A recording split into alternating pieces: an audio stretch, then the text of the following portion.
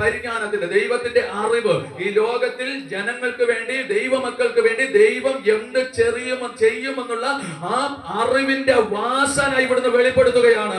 ആമേൻ, ആമേൻ. നിങ്ങൾ കണ്ണുനീരോട് കൂടി ഇരിക്കുമെന്നാണോ വാസന വെളിപ്പെടുന്നത്? അല്ല, കണ്ണുനീരിന്റെ വാസനയാണ് അവിടെ വെളിപ്പെടുത്തിയത്? അത് പാപത്തിന്റെ വാസനയാണ് അവിടെ വെളിപ്പെടുത്തിയത്? അല്ല. അവൻ ജയോത്സവമായി നടത്തുന്ന, അവൻ ജയിക്കുന്ന ഒരു മനുഷ്യൻ എങ്ങനെ സന്തോഷിക്കുമോ ആ പരിജ്ഞാനം പൗലോസിന്റെ അകത്ത് കൊടുത്തിട്ട് അതിന്റെ പരിജ്ഞാനത്തിന്റെ വാസന പൗലോസ് ഭൂമിയിൽ തെളിയിച്ചു കാണിച്ചു.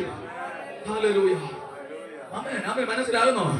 ആമേൻ. എന്നിട്ട് വാസന വെളിപ്പെടുത്തുകയും ചെയ്തു. എന്നിട്ട് പറയുകയാണ്, ആമേൻ, രക്ഷിക്കുന്നവരുടെ ഇടയിലും നശിക്കുന്നവരുടെ ഇടയിലും ഞങ്ങൾ ദൈവത്തിന് ക്രിസ്തുവിന്റെ സൗരഭ്യവാസനയാകുന്നു. ആമേൻ, ആമേൻ. എല്ലാവരുടെ കൂട്ടത്തിൽ, രക്ഷിക്കുന്നവരുടെ ഇടയിലും നശിക്കുന്നവരുടെ ഇടയിലും എവിടെ ചെന്നാലും ഞങ്ങൾ ക്രിസ്തുവിന് സൗരഭ്യവാസന. എന്ന് വെച്ചാൽ ക്രിസ്തുവിനെ ദോഷം പറയാൻ എന്റെ ജീവിതം കൊണ്ടാകുക. മനസ്സിലായോ? ആമേൻ. ക്രിസ്തുവിന് എപ്പോഴും ഞാൻ സൗരഭ്യവാസന. എന്റെ ജീവിതം കൊണ്ട് ക്രിസ്തുവിനെ നിന്ദിക്കാൻ പറ്റത്തില്ല. അമ്മയ്ക്ക് എന്റെ ജീവിതം കൊണ്ട് ക്രിസ്തുവിനെ നിന്ന പറ്റത്തില്ല. അങ്ങനെ ഒരു തീരുമാനം പൗലോസിന്റെ ജീവിതത്തിലുണ്ടാകും. അങ്ങനെ ഒരു വെളിപ്പാട് പൗലോസിന്റെ ജീവിതത്തിലുണ്ട്. ഞാൻ എന്റെ പ്രവൃത്തി കൊണ്ടോ, എന്റെ നടപ്പ് കൊണ്ടോ, എന്റെ വചനം കൊണ്ടോ, എന്റെ നോട്ടം കൊണ്ടോ, എന്റെ പ്രാർത്ഥന കൊണ്ടോ, എന്റെ ഒന്നുകൊണ്ടും ആമേൻ, ആമേൻ, ക്രിസ്തുവിനെ ഞാൻ ഒരു ദൂഷണമായി മാറത്തില്ല. ക്രിസ്തുവിനെ ഞാൻ സൗരഭ്യവാസനയായി മാറും. ഹല്ലേലൂയ. ആമേൻ, ആമേൻ, ആമേൻ. തകർച്ച വരുമ്പോൾ നമ്മൾ തകർന്നു ദൈവത്തോട് പ്രാർത്ഥിച്ചിട്ട് ഒന്നുമില്ലെന്ന് പറയുമ്പോൾ ഞാൻ ക്രിസ്തുവിന് സൗരഭ്യവാസന അല്ല. ആമേൻ. ഇത്രയൊക്കെ പ്രാർത്ഥിച്ച് എനിക്കൊന്നും നന്നില്ല ദൈവം എന്ന് പറഞ്ഞു കഴിഞ്ഞാൽ ഞാൻ ക്രിസ്തുവിന് സൗരഭ്യവാസന അല്ല. ആമേൻ, ആമേൻ. എവിടെ ചെന്ന് നിന്നാലും എവിടെ കൊണ്ടിട്ടാലും അവിടെ ഈ ക്രിസ്തുവിനെ ഞാൻ സൗരഭ്യവാസനയായി മാറാൻ. ഹല്ലേലൂയ. ശദ്രക്ക്, മേശക്ക്, അബേദ്നെഗോ തീക്കകത്ത് കൊണ്ടിടുമ്പോൾ പറയുകയാണ്, ഞങ്ങൾ ഞാൻ സേവിക്കുന്ന ദൈവത്തെ വിട്ട് നീ നിർത്തിയ ബിംബത്തെ ഞാൻ നമസ്കരിക്കുന്നു. സൗരഭ്യവാസന ക്രിസ്തുവിന്. ഹല്ലേലൂയ. മനസ്സിലായി? എത്ര എരിയുന്ന തീച്ചൂള എന്റെ മേൽ വന്നാൽ, എത്ര ശോധന വന്നാൽ, മക്കളെ, അതിനകത്തുനിന്ന് വിടുവിക്കുന്ന ഒരു ദൈവമുണ്ട്. പക്ഷെ അവിടെ വെച്ച് നമ്മൾ പറയരുത്, ആമേൻ, ഞാൻ ക്രിസ്തുവിന് അവിടെയും സൗരഭ്യവാസനയായി മാറണം.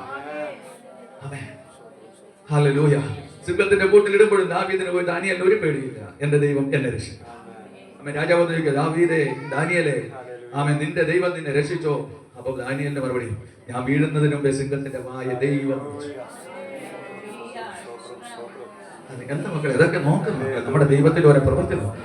ഞാൻ അതിനകത്ത് വീഴുന്നതിന് മുമ്പേ സിംഹങ്ങളുടെ വായ ദൈവം അടച്ചു. അമ്മേ, മക്കളെ, പ്രതികൂലങ്ങൾ വരുമ്പോൾ അമ്മേ, ഞാൻ അതിന്റെ അകത്ത് വീണ് പട്ടുപോകുന്നതിന് മുമ്പേ അതിനെ മറികടക്കാൻ ദൈവം അവിടെ ഇറങ്ങി വരും. ഹല്ലേലൂയ. തീക്കകത്ത് വീഴുമ്പോൾ അതിനകത്ത് മരിച്ചു വീഴാതെ അവിടുന്ന് ജീവനോടെ പുറത്തിറങ്ങാൻ ദൈവം അവിടെ ഇറങ്ങി വരും. ഹല്ലേലൂയ. അതാ പൗലോസ് പറയുന്ന, മേലാലും എന്നെ വിടുവിക്കും.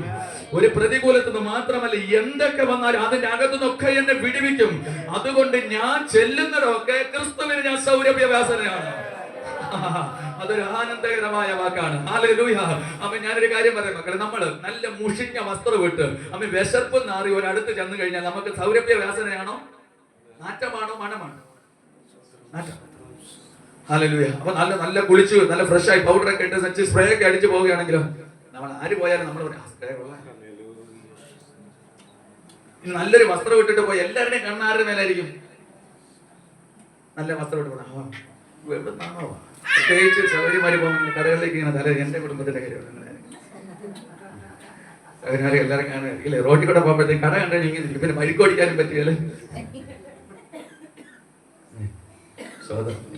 ഇവരെ പറഞ്ഞിട്ട് കാര്യമില്ല. അവര് ഒത്തിരി സേവ് ചെയ്യാൻ ആഗ്രഹിക്കുന്ന ആൾക്കാർ. ഇപ്പൊ കടയിൽ കയറി കഴിഞ്ഞാൽ അവര്, ഞാൻ പലപ്പോഴും ശ്രദ്ധിക്കുന്ന വളരെ ശ്രദ്ധിച്ച കാര്യമുണ്ട്. പല കടയിൽ കയറി കഴിഞ്ഞാൽ ഈ പിന്നെ പാത്രങ്ങളുള്ള കടയിൽ കയറി കഴിഞ്ഞാൽ ഇവർ അടുക്കളയുള്ള സാധനം എന്ത് വേണം കുറവുള്ള അതിനെ പോയി പിടിക്കും.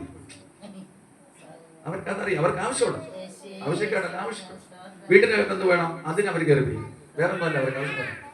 അവര്, ഞാൻ കഴിഞ്ഞ ആഴ്ച പറഞ്ഞ പോലെ ലോകത്ത് ഇച്ചിരി മാന്യമായിട്ട് നടക്കാൻ ഇച്ചിരി നമ്മളെക്കാട്ടും ഗ്രാഹി കൂടുതൽ ചിന്തിക്കുന്ന ആൾക്കാർ. പക്ഷെ നമ്മുടെ വേദന അവരറിയത്തുള്ളൂ. സന്തോഷം. സംഭവം മനസ്സിലായി, ഞാൻ പറയുന്ന കാര്യങ്ങളൊക്കെ മനസ്സിലാവും. അപ്പൊ ഇവിടെ ചെന്നാലും ഞാൻ ആരാ? സൗരഭ്യവാസന. അമ്മേ, അപ്പൊ നമ്മൾ എങ്ങനെ ആയിരിക്കണം? സൗരഭ്യവാസന. ഹല്ലേലൂയ. ഏറ്റവും നല്ലത്, ഞാൻ ദൈവമക്കളെ, ഞാൻ നിങ്ങളോട് ഒന്നുകൂടെ പറയാം, നല്ല വസ്ത്രം, നല്ല ഭക്ഷണം, നല്ല വീട്, ഇതെല്ലാം ദൈവം നമുക്ക് തരാം. ഇതിനകത്ത് തന്നെ നമ്മുടെ ജീവിക്കാൻ പ്രാർത്ഥിക്കണം. ഇതെല്ലാം നമുക്ക് ആവശ്യമാണ്. പക്ഷെ അവിടെയൊക്കെ ഞാൻ ക്രിസ്തുവിന് സൗരഭ്യവാസനയാണ്. അവൻ എത്ര തന്നെ ദുഃഖങ്ങൾ ദുരിതങ്ങൾ വന്നാലും അതിന്റെ മുമ്പിൽ പറയണം, കർത്താവിന് ഞാൻ സൗരഭ്യവാസനയാണ്. അവൻ എവിടെ എന്റെ കർത്താവിനെ ഞാൻ വിട്ടുകൊടുക്കത്തില്ല. അവൻ ഞാൻ കാരണം എന്റെ കർത്താവിന് ഒരു ദൂഷണം ഉണ്ടാകത്തില്ല. ബൈബിൾ പറയുന്നത് പോലെ നിങ്ങൾ നിമിത്തം ദൈവനാമം ദുഷിക്കപ്പെടുന്നു എന്ന് ബൈബിളിൽ ഒരു വാക്യം എഴുതി വെച്ചോണ്ട് ഞാൻ കാരണം എന്റെ ദൈവത്തിന്റെ നാമം ദുഷിക്കപ്പെടത്തില്ല. ആമേൻ. ഞാൻ അവിടെ ഒരു ദൈവത്തിന് സൗരഭ്യ വ്യാസനയായിരിക്കും. എന്റെ ക്രിസ്തുവിന് ഞാനൊരു സൗരഭ്യ വ്യാസനയാണ്. ഞാൻ നടന്നു പോകുമ്പോൾ പറയണം, ഇവൻ ക്രിസ്ത്യാനിയാണ്, ഇവൻ ക്രിസ്തുവിലുള്ളവനാണ്. ഞാൻ പറയുന്നത് ക്രിസ്ത്യാനിയാകുന്നതിനെക്കാട്ടും ക്രിസ്തുവിലാകുന്ന നല്ലത്. ആമേൻ. ക്രിസ്തുവിലാകുമ്പോൾ അവരൊരു സൗരഭ്യ വ്യാസനയായിട്ട് എനിക്ക് നിൽക്കാൻ പറ്റും. നിങ്ങൾ നടന്നു പോകുമ്പോൾ ദൈവമക്കളെ നിങ്ങളെ നോക്കി ജനങ്ങൾ പറയണം, ഇവൻ ക്രിസ്തുവിലായ മനുഷ്യനാണ്. അതിനുശേഷം ഇവനൊരു മാറ്റം സംഭവിച്ചു, അവരുടെ വീട്ടിലൊരു മാറ്റം സംഭവിച്ചു, അവരുടെ ജീവിതത്തിൽ ഒരു മാറ്റം സംഭവിച്ചു, അവരെ മരണത്തിൽ നിന്ന് വിടുവിച്ചു, അവരുടെ രോഗത്തിൽ നിന്ന് വിടുവിച്ചു, അവരെ കടഭാരത്തിൽ നിന്ന് വിടുവിച്ചു, അവരുടെ ശാപത്തിൽ നിന്ന് വിടുവിച്ചു. ഇതൊരു സൗരഭ്യ വാസനയാണ്. ഹല്ലേലൂയ.